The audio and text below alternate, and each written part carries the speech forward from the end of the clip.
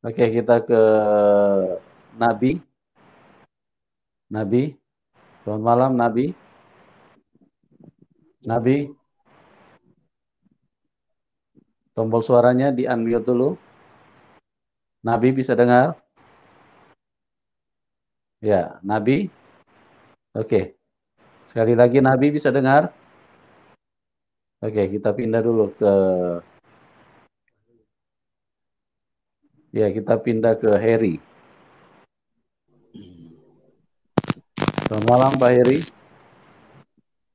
Selamat malam Pak Yusuf dan kepada seluruh yang hadir Handsetnya, di sini. handsetnya Pak dicabut dulu Pak, nggak kedengaran suaranya Pak. Ya, Sudah dengar Pak Yusuf? Sudah? ya.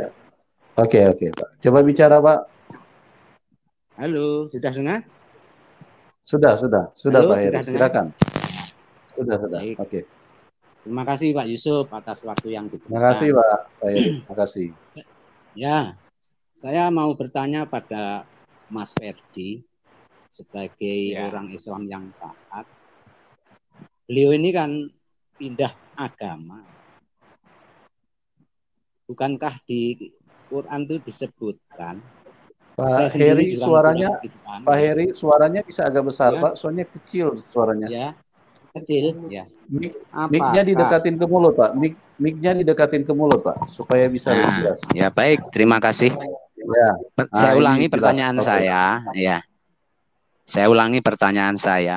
Yang jelas Bapak nanti akan dihadapkan oleh pertanyaan dari teman-teman seagama dulu mesti mengatakan, bukankah agama yang paling diridhoi di bumi ini adalah agama Islam? Mengapa kok Bapak pindah? Kira-kira jawabannya seperti apa ya, Pak? Terima kasih. Itu aja. Sekarang saya mau tanya sama Bapak dulu sebelum saya jawab pertanyaan Bapak. Iya.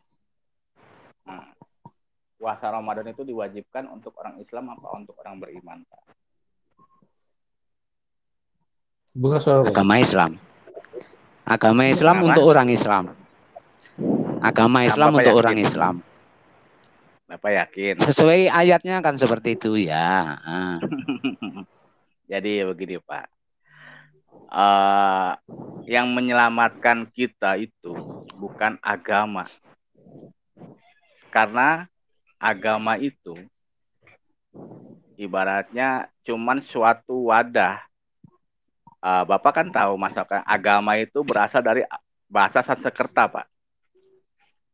Itu artinya tidak, agama itu kacau. Jadi arti agama itu supaya tidak kacau nih orang yang mempunyai kepercayaan itu, jadi dibentuklah suatu agama.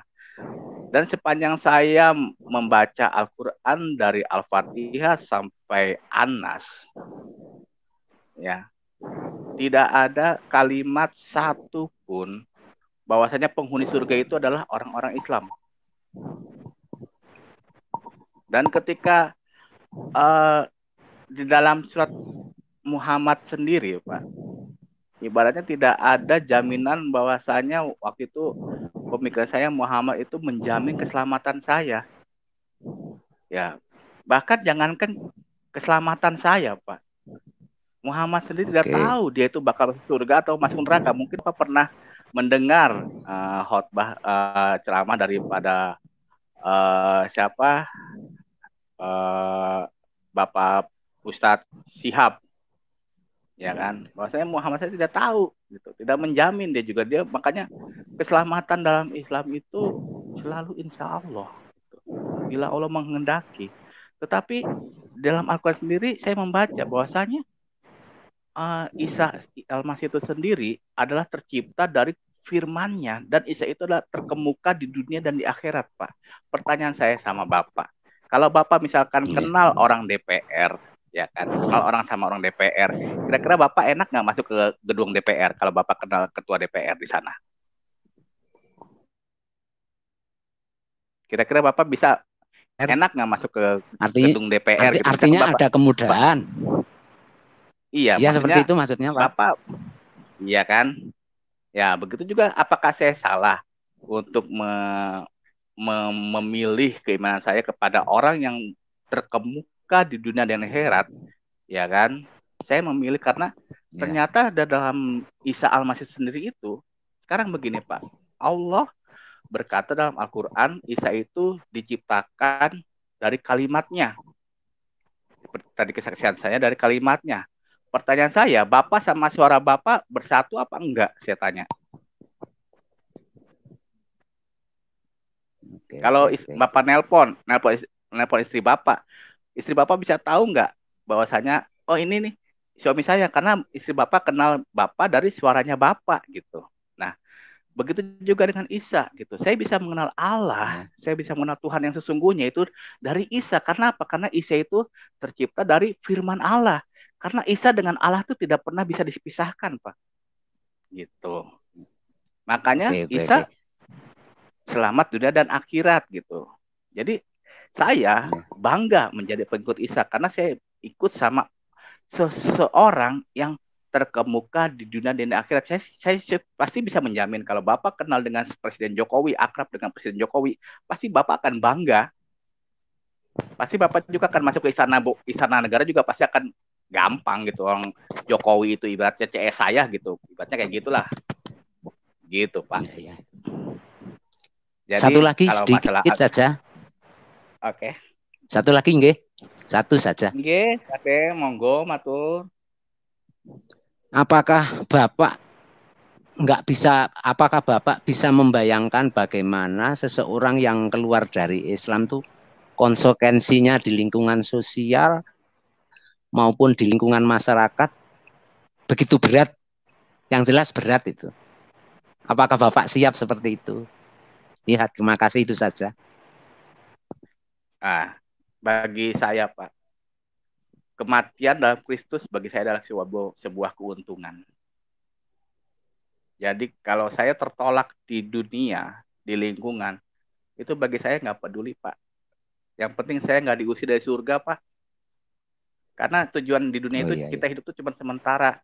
Kehidupan hakikat kita yang senyata-nyatanya kita abadi di akhirat Pak. Mendingan saya mah diusir, mendingan saya mah dihina, dicaci maki di dunia daripada saya dicaci maki di akhirat, diusir di akhirat. Mau kemana kita Pak? Tempat cacian dan sisaan dan makian itu cuma ada di satu tempat di akhirat Pak, di neraka. Dan saya nggak mau seperti itu karena saya ingin mempunyai satu iman yang bisa menyelamatkan saya di akhirat, yaitu di surga. Dan saya yakin lewat Isa Al-Masih saya bisa hidup dalam keabadian di Firdaus. Itu aja Pak.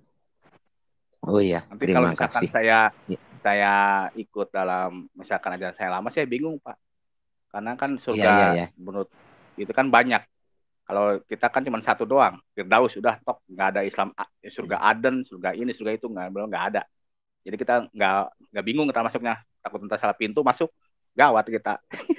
Haleluya. Iya, terima kasih. Sengaja saya masuk ke sini karena alam pikiran saya tak jauh berbeda makanya saya ingin menegaskan bagaimana jawaban Mas Ferdiansah. Karena bagaimanapun resikonya sangat berat sekali. Demikian Pak Yusuf, terima kasih sekali bisa diizinkan masuk ke Pak Yusuf. Baik, Pak Heri, Bapak murtadin juga ya Pak? Saya ini mau alap tapi mau kembali. Oh, malah tapi mau kembali. Oh, haleluya. Jangan tinggalin lagi, Pak. Bahaya, Pak. Saya bercerita kan tahu sanksinya, Pak Yusuf. Saya bercerita ini tahu sanksinya. Berat sekali loh orang kalau sudah murtad. Biasanya dicibir, diolok dan seterusnya. Oh iya. Saya ngerti Pak. Makanya tadi saya bilang untuk meninggalkan Islam itu tidak mudah. Ya, karena konsekuensinya sangat besar. Sangat berat ya, tapi itu pilihan kepada setiap orang dan jangan sampai terlambat Pak. Iya. Harus segera mengambil keputusan supaya karena yang bisa membawa kita ke surga hanya Tuhan Yesus. Iya. Kita mau ke surga pakai apa Pak? Enggak mungkin ya. Mau naik pesawat kan enggak mungkin.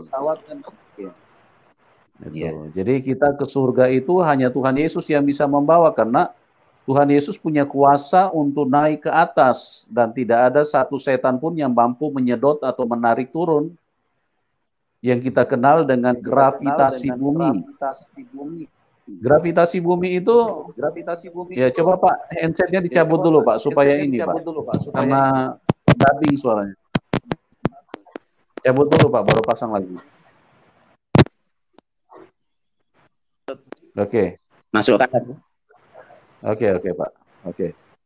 Baik Pak, saya mau jelaskan bahwa semua orang yang naik ke atas itu akan mengalami, kalau bahasa ilmu pengetahuan, akan mengalami gravitasi bumi.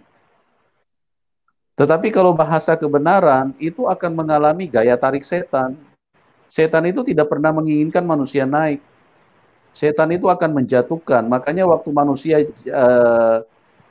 terjamah oleh dosa, itu kejatuhan manusia di dalam dosa. Jadi ditarik turun ke bawah.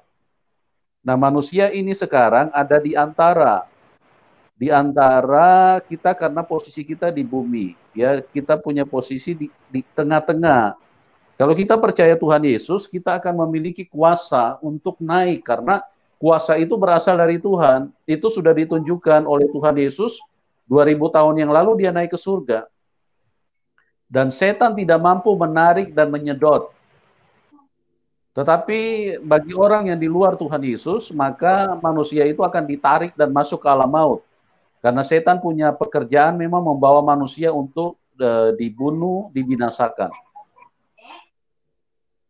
Jadi kita ini ada di antara, Pak. Sekarang kita mau ikut Tuhan atau mau tetap dengan apa? Dengan keputusan kita. Gitu. Ya. Kalau dulu Bapak pernah dengar ya, Pak, itu yang namanya gravitasi bumi ya, ilmu pengetahuan ya. Pernah. Nah. Ya, itu bukan gravitasi bumi, Pak. Ada urusan apa bumi menarik-narik manusia untuk ke bawah? Setiap benda yang naik ke atas, yang diangkat ke atas, kalau dia tidak disertai dengan penyangga atau teknologi, maka dia akan ditarik turun sama setan untuk dihancurkan. Karena bumi tidak ada urusannya dengan apa? Dengan benda-benda, apalagi manusia. Bumi itu adalah benda yang diciptakan oleh Tuhan. Tetapi di sini yang kita perlu mengerti bahwa setan itu sangat ingin menghancurkan hidup manusia, sangat ingin menjatuhkan. Dan kita melihat bahwa Tuhan Yesus 2000 tahun yang lalu, hari ini diperingati kembali bahwa dia pernah naik ke surga. Dan setan merana di dalam kekalahan karena dia tidak mampu menarik Tuhan Yesus. Karena dia tidak berdosa. Dia hidup secara roh. Dia hidup secara roh. Yusuf. Ya. Yusuf. Ya, silakan Pak.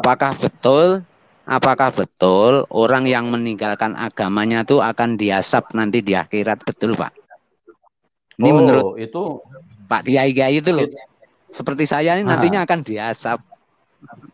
Enggak, itu enggak betul Pak. Karena firman Tuhan itu mengatakan justru orang yang percaya kepada Tuhan Yesus yang diselamatkan. Ya.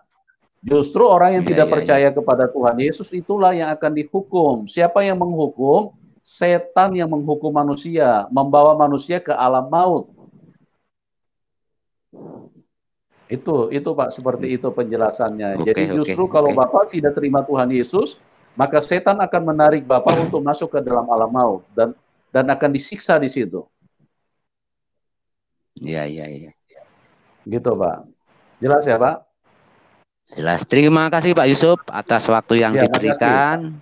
Selamat kepada Mas Ferdiansyah telah menentukan jalan hidupnya tanpa takut bulian, tanpa takut asap dari Allah Subhanahu wa Ta'ala, tanpa takut halangan apapun. Mudah-mudahan berteguh dalam iman. Selamat malam. Pak, terima kasih. Pak Heri, sedikit lagi saya tambahkan. Iya. Tuhan yang baik itu tidak pernah mengazab orang. Tuhan yang baik itu tidak pernah marah-marah kepada orang, tidak pernah apalagi mau membunuh manusia, tidak pernah. Tuhan Yesus waktu di dalam dunia, manusia yang hidup di dalam kejahatan, Mereka berteriak-teriak, salibkan dia, salibkan dia. Apa kata Tuhan Yesus? Ampunilah mereka. Tuhan yang benar itu selalu diliput, selalu mengeluarkan kasih dari dalam hidupnya supaya apa? Supaya manusia itu bisa terselamatkan. Tapi kalau Tuhan yang sedikit-sedikit suka marah, suka suka aneh-aneh, nah itulah yang perlu dipahami bahwa itu bukan karakter Tuhan. Apalagi kalau Tuhan yang suka ingin menumpahkan darah orang, itu bukan Tuhan. Cuma dijadikan Tuhan oleh manusia. Nah ini yang berbahaya. Gitu Pak Heri.